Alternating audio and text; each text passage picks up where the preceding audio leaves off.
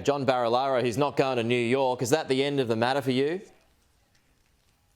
Look, we need to find out what happened here. I mean, at the end of the day, it took 2 weeks of media pressure for John Barilaro to withdraw his application from this position. Taxpayers need to know how this happened, and without significant media and opposition interest in this, he'd be on the plane right now representing the interests of New South Wales and New York. I just make this point. If the government's going to behave like this after 12 years in office, goodness knows what they'll get up to if they're re-elected and they're in for 16 years. We need to protect taxpayer money. There needs to be integrity in the process, and I'm fearful that's not the situation with the Barilaro saga. Is there somebody who you've got in mind who would be good for that job now, or is that job even needed for New South Wales?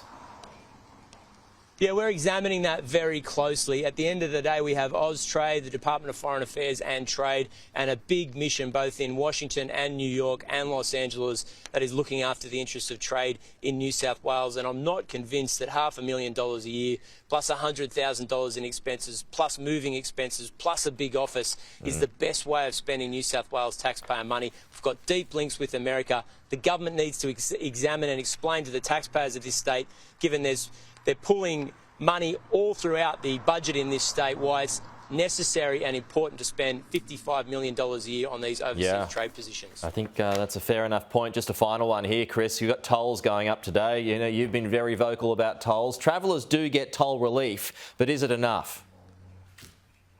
No, it's not enough. We're the most tolled city on the face of the earth. We've virtually got a toll road monopoly, and for many commuters, they're saying with everything else going up, petrol, groceries, energy, tolls going up in addition to interest rates is just going to break the family budget, and the government needs to do more. If they don't, we will at the next election. Chris Minns, thanks for your time as always. We'll talk to you soon.